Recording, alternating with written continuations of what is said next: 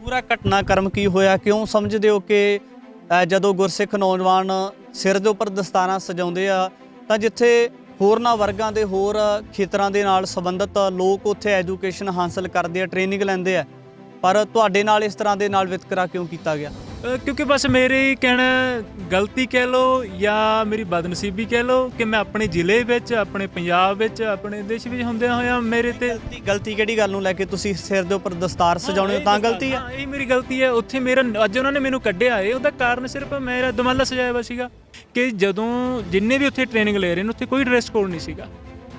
ਵੀ ਜਦੋਂ ਕੋਈ ਤੁਹਾਡਾ ਡਰੈਸ ਕੋਡ ਨਹੀਂ ਹੈ ਤਾਂ ਤੁਸੀਂ ਮੈਨੂੰ ਦਮਾਲਾ ਬੰਨਣ ਤੋਂ ਕਿਉਂ ਰੋਕ ਰਹੇ ਹੋ? ਕਿਉਂਕਿ ਸਾਨੂੰ ਪਤਾ ਇਹ ਮਜਬੂਰ ਕਰਿਆ ਜਾਂਦਾ ਕਿ ਪੱਗਾਂ ਵਾਲੇ ਲੈਦੇ ਨੇ, ਦਮਾਲੇ ਵਾਲੇ ਲੈਦੇ ਨੇ। ਜਦ ਅਸੀਂ ਸਰਦਾਰ ਹਾਂ, ਅਸੀਂ ਭਾਵੇਂ ਦਮਾਲਾ ਬੰਨੀਏ ਭਾਵੇਂ ਪੱਗ ਬੰਨੀਏ, ਉਹ ਸਾਡੀ ਉਹ ਜ਼ਿੰਮੇਵਾਰੀ ਆ। ਸਾਨੂੰ ਜੋ ਵਧੀਆ ਲੱਗਦਾ ਅਸੀਂ ਬੰਨਾਂਗੇ ਕਿਉਂਕਿ ਅਸੀਂ ਆਜ਼ਾਦ ਹਾਂ। ਫਿਰ ਆਜ਼ਾਦੀ ਕਾਹਦੀ ਹੋਈ? ਮਤਲਬ ਕਿ ਕਹਿੰਦੇ ਵੀ ਤੁਸੀਂ ਕਿਉਂ ਬਣਿਆ? ਤੇ ਪੰਜਾਬੀ ਡਿਪਾਰਟਮੈਂਟ ਦੇ ਵਿੱਚ ਮੈਂ ਐਮਫਿਲ ਦੇ ਵਾਸਤੇ ਗਿਆ ਸੀਗਾ, ਨਾਲ ਮੇਰੇ ਇੱਕ ਪ੍ਰੋਫੈਸਰ ਸੀਗਾ। ਮੈਨੂੰ ਪੰਜਾਬੀ ਡਿਪਾਰਟਮੈਂਟ ਦੇ ਪ੍ਰੋਫੈਸਰ ਨੇ ਕਿਹਾ ਕਹਿੰਦਾ ਤੂੰ ਇੰਨਾ ਵਜਨ ਕਿਉਂ ਬੰਨਿਆ ਹੋਇਆ ਉੱਪਰ? ਅਰ ਜੇ ਤੁਸੀਂ ਉਹਨਾਂ ਦੇ ਸਾਹਮਣੇ ਬੋਲਦੇ ਹੋ ਤਾਂ ਤੁਹਾਡੇ ਤੇ ਫਿਰ ਇਨਵੈਸਟੀਗੇਸ਼ਨ ਲਾਈ ਜਾਂਦੀ ਆ। ਇੱਕ ਸਾਡੇ ਮਿੱਤਰ ਸੀਗਾ, ਉਹਦੀ PhD ਕੈਂਸਲ ਹੋਈ ਐਸੀ ਮਾਮਲੇ ਦੇ ਵਿੱਚ।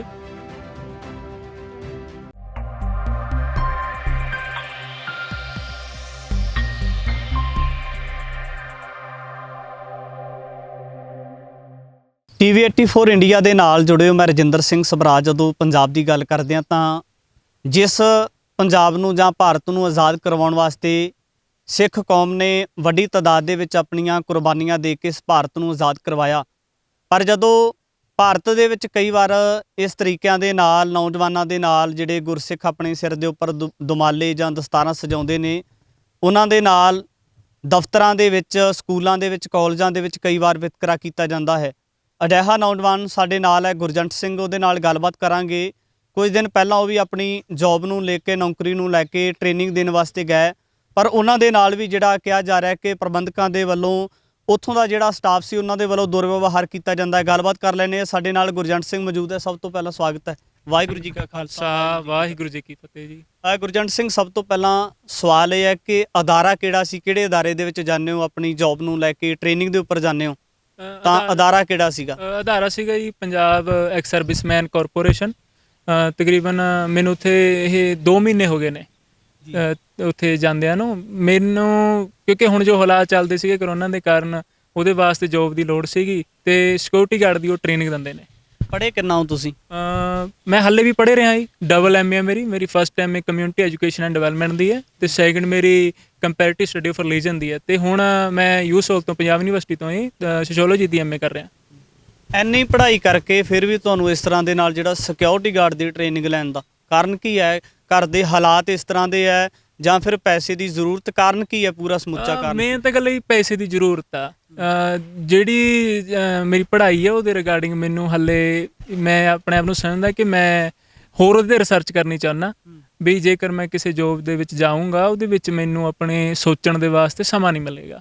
ਇਸ ਲਈ ਮੈਨੂੰ ਲੱਗਿਆ ਕਿ ਜਿਹੜੀ ਸਿਕਿਉਰਿਟੀ ਗਾਰਡ ਹੈ ਇਹਦੇ ਵਿੱਚ ਇੰਨਾ ਤੁਹਾਡੇ ਦਿਮਾਗ 'ਤੇ ਵਜਨ ਨਹੀਂ ਦਿਆ ਜਾਂਦਾ, ਤੇ ਤਾਂ ਕਰਕੇ ਮੈਂ ਉਹ ਚੂਜ਼ ਕਰਿਆ। ਤੇ ਸਾਡੇ ਨਾਲ ਇੱਕ ਕੈਂਸਰ ਹੌਸਪੀਟਲ ਬਣਿਆ ਹੁਣ, ਤੇ ਮੈਨੂੰ ਇਹ ਸੀਗਾ ਵੀ ਮੇਰੇ ਪਿੰਡ ਦੇ ਲਾਗ ਆ ਤੇ ਇਹਨਾਂ ਦੀ ਹੀ ਉੱਥੇ, ਕਿਉਂਕਿ ਉਹ ਸੈਂਟਰ ਗੌਰਮੈਂਟ ਦਾ ਪ੍ਰੋਜੈਕਟ ਸੀਗਾ ਤੇ ਉੱਥੇ ਪੈਸਕੋ ਦੀ ਹੀ ਸਿਕਿਉਰਿਟੀ ਲੱਗੀ ਹੋਈ ਆ। ਪਿੰਡ ਕਿਹੜਾ ਤੁਹਾਡਾ? ਪਿੰਡ ਫਿਰੋਜ਼ਪੁਰ ਬੰਗਰ, ਨਿਊ ਚੰਡੀਗੜ੍ਹ ਜੀ। ਹਾਂਜੀ। ਤੇ ਫਿਰ ਜਦੋਂ ਤੁਸੀਂ ਟ੍ਰੇਨਿੰਗ ਲੈਣ ਵਾਸਤੇ ਜਾਂਦੇ ਹੋ, ਲਗਾਤਾਰ ਟ੍ਰੇਨਿੰਗ ਲੈ ਰਹੇ ਸੀ, ਕੋਈ ਫੀਸ ਵੀ ਪੇ ਕਰਨੀ ਪਈ ਸੀ ਤੁਹਾਨੂੰ ਇਹਦੇ ਵਾਸਤੇ? ਕਿਉਂਕਿ ਮੇਰੇ ਫਾਦਰ ਸਾਹਿਬ ਆਰਮੀ ਤੋਂ ਰਿਟਾਇਰ ਸੀਗੇ ਤਾਂ ਕਰਕੇ 1500 ਰੁਪਏ ਫੀਸ ਜਮ੍ਹਾਂ ਕਰਵਾਉਣੀ ਪਈ। ਨਹੀਂ ਉਹਨਾਂ ਦੀ 300 ਰੁਪਏ 3000 ਆ, ਪਰ ਉੱਥੇ 1500 ਰੁਪਏ ਜਮ੍ਹਾਂ ਕਰਵਾਏ ਗਏ। ਪੂਰਾ ਘਟਨਾਕ੍ਰਮ ਕੀ ਹੋਇਆ? ਕਿਉਂ ਸਮਝਦੇ ਹੋ ਕਿ ਜਦੋਂ ਗੁਰਸਿੱਖ ਨੌਜਵਾਨ ਸਿਰ ਦੇ ਉੱਪਰ ਦਸਤਾਰਾਂ ਸਜਾਉਂਦੇ ਆ ਤਾਂ ਜਿੱਥੇ ਹੋਰਨਾਂ ਵਰਗਾਂ ਦੇ ਹੋਰ ਖੇਤਰਾਂ ਦੇ ਨਾਲ ਸੰਬੰਧਿਤ ਲੋਕ ਉੱਥੇ ਐਜੂਕੇਸ਼ਨ ਹਾਸਲ ਕਰਦੇ ਆ, ਟ੍ਰੇਨਿੰਗ ਲੈਂਦੇ ਆ, ਪਰ ਤੁਹਾਡੇ ਨਾਲ ਇਸ ਤਰ੍ਹਾਂ ਦੇ ਨਾਲ ਵਿਤਕਰਾ ਕਿਉਂ ਕੀਤਾ ਗਿਆ? ਕਿਉਂਕਿ ਬਸ ਮੇਰੇ ਕਹਿਣਾ ਗਲਤੀ ਕਹਿ ਲਓ ਜਾਂ ਮੇਰੀ ਬਦਨਸੀਬੀ ਕਹਿ ਲਓ ਕਿ ਮੈਂ ਆਪਣੇ ਜ਼ਿਲ੍ਹੇ ਵਿੱਚ, ਆਪਣੇ ਪੰਜਾਬ ਵਿੱਚ, ਆਪਣੇ ਦੇਸ਼ ਵਿੱਚ ਹੁੰਦਿਆਂ ਹੋਇਆਂ ਮੇਰੇ ਤੇ ਗਲਤੀ ਕਿਹੜੀ ਗੱਲ ਨੂੰ ਲੈ ਕੇ ਤੁਸੀਂ ਸਿਰ ਦੇ ਉੱਪਰ ਦਸਤਾਰ ਸਜਾਉਣੇ ਹੋ ਤਾਂ ਗਲਤੀ ਹੈ? ਇਹ ਮੇਰੀ ਗਲਤੀ ਹੈ। ਉੱਥੇ ਮੇਰਾ ਅੱਜ ਉਹਨਾਂ ਨੇ ਮੈਨੂੰ ਕੱਢਿਆ ਏ, ਉਹਦਾ ਕਾਰਨ ਸਿਰਫ ਮੇਰਾ ਦਮਾਲਾ ਸਜਾਇਆ ਵਾ ਸੀਗਾ, ਉਹ ਹੋਰ ਕੋਈ ਕਾਰਨ ਨਹੀਂ ਸੀਗਾ। ਕਿਉਂਕਿ ਉਹ ਮੈਨੂੰ ਤਕਰੀਬਨ 2 ਮਹੀਨੇ ਹੋ ਗਏ ਉਹ ਮੈਨੂੰ ਟਾਰਗੇਟ ਹੀ ਕਰ ਰਹੇ ਤੇ, ਮੈਨੂੰ ਮਤਲਬ ਇਮੋਸ਼ਨਲੀ ਤੌਰ 'ਤੇ ਕਰੋ, ਮੈਂਟਲੀ ਤੌਰ ਤੋਂ ਇਹ ਕਹਿ ਰਹੇ ਸੀਗੇ ਕਿ ਵੀ ਮੈਂ ਕੋਈ ਗਲਤ ਕਦਮ ਚੱਕਾਂ। ਕਿ ਜਾਂ ਉਹਨਾਂ ਦੇ ਨਾਲ ਕੁਝ ਵੀ ਕਰਾਂ ਕਿ ਉਹ ਮੈਨੂੰ ਬਾਹਰ ਕੱਢਣ, ਕਿਉਂਕਿ ਅੱਜ ਵੀ ਕੋਈ ਉਹਨਾਂ ਨੇ ਇਹ ਨਹੀਂ ਕਰਿਆ ਵੀ ਹਾਂ ਮੇਰੀ ਕੋਈ ਬਹੁਤ ਵੱਡੀ ਗਲਤੀ ਹੋਵੇ। ਮੈਂ ਸਿਰਫ ਇੰਨਾ ਕਿਹਾ ਕਿ ਜਦੋਂ ਜਿੰਨੇ ਵੀ ਉੱਥੇ ਟ੍ਰੇਨਿੰਗ ਲੈ ਰਹੇ ਨੇ ਉੱਥੇ ਕੋਈ ਡਰੈਸ ਕੋਡ ਨਹੀਂ ਸੀਗਾ, ਵੀ ਜਦੋਂ ਕੋਈ ਤੁਹਾਡਾ ਡਰੈਸ ਕੋਡ ਨਹੀਂ ਹੈ ਤਾਂ ਤੁਸੀਂ ਮੈਨੂੰ ਦਮਾਲਾ ਬੰਨਣ ਤੋਂ ਕਿਉਂ ਰੋਕ ਰਹੇ ਹੋ। ਸਾਰੇ ਆਪਦੇ ਕੈਜੂਅਲ ਘਰ ਵਾਲੇ ਕੱਪੜੇ ਪਾ ਕੇ ਆ ਰਹੇ ਨੇ, ਉਹ ਖੁਦ ਉਹ ਕਰ ਰਹੇ ਨੇ, ਆਪ ਉਹ ਰੂਲ ਫੋਲੋ ਨਹੀਂ ਕਰ ਰਹੇ। ਆਪ ਉਹ ਤੁਸੀਂ ਸਿੰਪਲ ਜੀ ਗੱਲ ਹੈ, ਉੱਥੇ ਸਾਡੀ 2 ਕਲਾਸਾਂ ਪੀਟੀ ਦੀ ਲੱਗਦੀਆਂ ਨੇ, ਕਦੇ ਦੇਖਿਆ ਕਿ ਫਾਰਮਲ ਡਰੈਸ ਦੇ ਵਿੱਚ ਕੋਈ ਪੀਟੀ ਕਰਵਾਉਂਦਾ ਹੋਵੇ ਟੀਚਰ। ਮੈਂ ਉਹਨਾਂ ਨੂੰ ਕਿਹਾ, ਮੈਂ ਕਿਹਾ ਸਰ ਤੁਸੀਂ ਮੈਨੂੰ ਮੇਰੇ ਦਮਾਲੇ ਤੇ ਤੁਸੀਂ ਸਵਾਲ ਚੱਕ ਰਹੇ ਹੋ, ਪਰ ਤੁਸੀਂ ਖੁਦ ਫਾਰਮਲ ਡਰੈਸ ਪਾ ਕੇ ਪੀਟੀ ਕਰਵਾ ਰਹੇ ਹੋ, ਕਿੱਥੇ ਦੀ ਹੈ। ਮੈਂ ਕਿਹਾ ਤੁਸੀਂ ਆਰਮੀ ਵਿੱਚੋਂ ਆਏ ਆ, ਤੁਹਾਨੂੰ ਕੁਝ ਰੂਲ ਰੈਗੂਲੇਸ਼ਨ ਪਤਾ ਹੋਣੀ ਚਾਹੀਦੀ, ਤੁਹਾਨੂੰ ਦੱਸਣ ਦੀ ਲੋੜ ਨਹੀਂ ਹੈ। ਵੀ ਘੱਟੋ ਘੱਟ ਅਗਰ ਤੁਸੀਂ ਉਸ ਆਧਾਰੇ ਉਸ ਐਡੀ ਵੱਡੀ ਆਰਮੀ ਨੂੰ ਰੀਪ੍ਰਜੈਂਟ ਕਰ ਰਹੇ ਹੋ, ਤੁਸੀਂ ਐਕਸ ਸਰਵਿਸਮੈਨ ਹੋ, ਤਾਂ ਤੁਹਾਨੂੰ ਇਤਨਾ ਤਾਂ ਪਤਾ ਹੋਣਾ ਚਾਹੀਦਾ। ਪਰ ਨਹੀਂ, ਉਹਨਾਂ ਦੇ ਦਿਮਾਗ ਵਿੱਚ ਸਿਰਫ ਜੇ ਫਸਿਆ ਤਾਂ ਦਮਾਲਾ ਫਸਿਆ ਵਾ ਕਿ ਮੈਂ ਕੁਝ ਐਵੇਂ ਦਾ ਬੋਲਾਂ, ਕਿਉਂਕਿ ਸਾਨੂੰ ਪਤਾ ਇਹ ਮਜਬੂਰ ਕਰਿਆ ਜਾਂਦਾ ਕਿ ਪੱਗਾਂ ਵਾਲੇ ਲੈਦੇ ਨੇ, ਦਮਾਲੇ ਵਾਲੇ ਲੈਦੇ ਨੇ। ਜਦ ਅਸੀਂ ਸਰਦਾਰ ਹਾਂ, ਅਸੀਂ ਭਾਵੇਂ ਦਮਾਲਾ ਬੰਨੀਏ ਭਾਵੇਂ ਪੱਗ ਬੰਨੀਏ, ਉਹ ਸਾਡੀ ਉਹ ਜ਼ਿੰਮੇਵਾਰੀ ਆ। ਸਾਨੂੰ ਜੋ ਵਧੀਆ ਲੱਗਦਾ ਅਸੀਂ ਬੰਨਾਂਗੇ, ਕਿਉਂਕਿ ਅਸੀਂ ਆਜ਼ਾਦ ਹਾਂ। ਫਿਰ ਆਜ਼ਾਦੀ ਕਾਹਦੀ ਹੋਈ ਜੇਕਰ ਸਾਨੂੰ ਇਹੀ ਕਿਹਾ ਜਾਂਦਾ ਕਿ ਨਹੀਂ ਜੀ, ਜੇ ਤਾਂ ਇੱਥੇ ਬਹਿਣਾ ਤਾਂ ਬਹਿਣਾ, ਜੇ ਖੜਨਾ ਤਾਂ ਖੜਨਾ, ਸਾਡੀ ਪੱਗ ਸਾਡਾ ਦਮਾਲਾ, ਤੇ ਸਾਨੂੰ ਹੀ ਕਿਹਾ ਜਾ ਰਿਹਾ। ਅੱਜ ਕੱਢਣ ਦਾ ਕਾਰਨ ਕੀ ਸੀ? ਕਹਿੰਦੇ ਦਮਾਲਾ ਬੰਨਿਆ ਵਾ।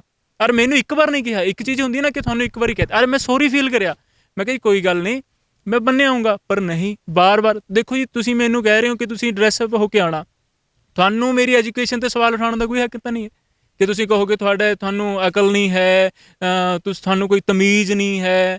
ਇਹਨਾਂ ਚੀਜ਼ਾਂ ਦਾ ਕਿਆ ਮਤਲਬ ਹੈ?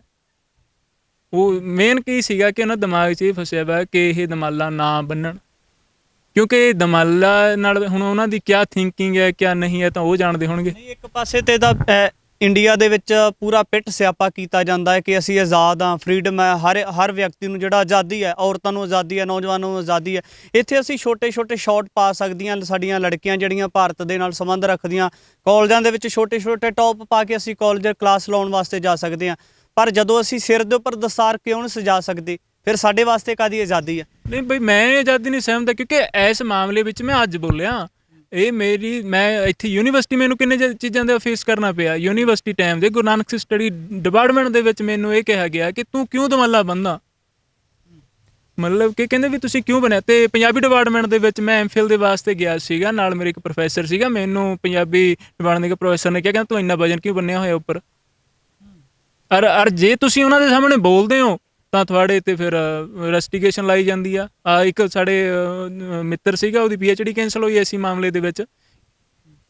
ਕਿਉਂਕਿ ਜੇ ਤੁਸੀਂ ਕਹੋਗੇ, ਕਿਉਂਕਿ ਪਹਿਲਾਂ ਤੁਹਾਨੂੰ ਉਹ ਲੈ ਕੇ ਆਉਂਦੇ ਨੇ ਕਿ ਇਹ ਕੁਛ ਨਾ ਕੁਛ ਗਲਤ ਕਹਿਣ, ਤੁਹਾਨੂੰ ਇਹ ਆਪਸ ਵਿੱਚ ਵੰਡਿਆ ਜਾਂਦਾ। ਪੱਗ ਤੇ ਦਮਾਲੇ ਨੂੰ ਹੀ ਇਹ ਵੰਡ ਰਹੇ ਨੇ ਕਿ ਇਹ ਤਾਂ ਕੋਈ ਕਿਸੇ ਦਾ ਨਿਆਂ ਨਹੀਂ ਹੋਇਆ, ਕੋਈ ਆਜ਼ਾਦੀ ਨਹੀਂ ਹੋਈ। ਜਦੋਂ ਪੱਗ ਵੀ ਸਿੱਖਾਂ ਦੀ ਹੈ, ਦਮਾਲਾ ਵੀ ਸਿੱਖਾਂ ਦਾ ਹੈ, ਸਾਡੀ ਆਇਡੈਂਟੀਟੀ ਹੈ ਦੋਵੇਂ ਚੀਜ਼ਾਂ। ਅਸੀਂ ਚਾਹੇ ਪੱਗ ਬੰਨੀਏ ਚਾਹੇ ਦਮਾਲਾ ਬੰਨੀਏ, ਤਾਂ ਇਹਦੇ ਤੇ ਫਿਰ ਇਹ ਐਵੇਂ ਦੇ ਕੁਐਸਚਨ ਹੈ ਨਾ। ਉਹ ਅਰਧ ਸਰਕਾਰੀ ਨਾਲੇ ਮੋਹਾਲੀ ਦੀ ਘਟਨਾ ਇਹ।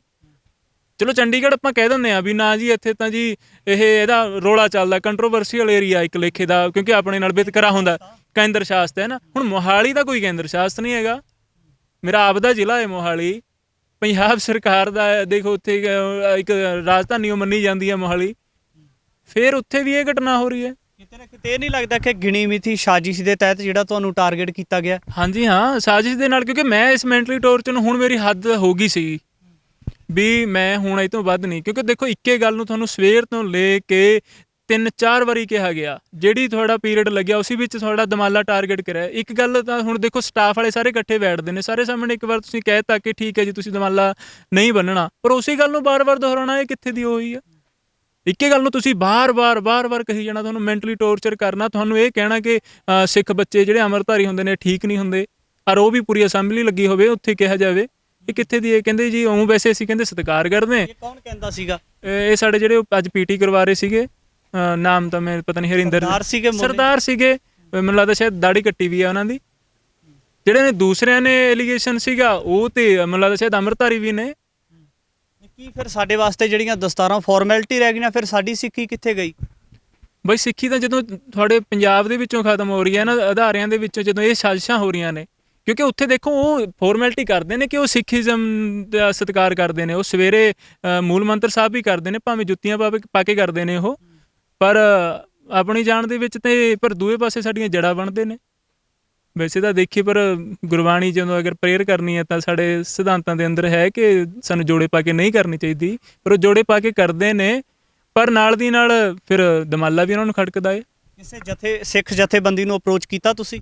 ਹਾਲੇ ਨਹੀਂ ਕੀਤਾ, ਮੇਰੀ ਗੱਲ ਚੱਲ ਰਹੀ ਹੈ ਜੀ ਵੀ ਮੈਂ ਐਪਲੀਕੇਸ਼ਨ ਦੇਵਾਂ ਕਿਸੇ ਨਾ ਕਿਸੇ ਨੂੰ, ਵੀ IGPC ਨੂੰ ਵੀ, ਜਥੇਦਾਰ ਸਾਹਿਬ ਨੂੰ ਵੀ, ਹੋਰ ਵੀ ਕੋਈ ਸੰਪਰਕ ਵਿੱਚ ਆਣਗੇ ਤਾਂ ਮੇਰਾ ਤਾਂ ਗੱਲ ਇਹੀ ਹੈ ਕਿ ਵੀ ਜਿਹੜੇ ਇਹ ਲੋਕ ਵੰਡੀਆਂ ਪਾ ਰਹੇ ਨੇ, ਸਾਡੀ ਪੱਗ ਦੇ ਤੇ ਆਪਣਾ ਦਮਾਲੇ ਦੇ ਵਿੱਚ ਫਰਕ ਕਰ ਰਹੇ ਨੇ, ਕਿਉਂਕਿ ਇਹ ਫਰਕ ਜ਼ਿਆਦਾ ਸਾਡੇ ਵਾਸਤੇ ਦੁਖਦਾਈ ਆ।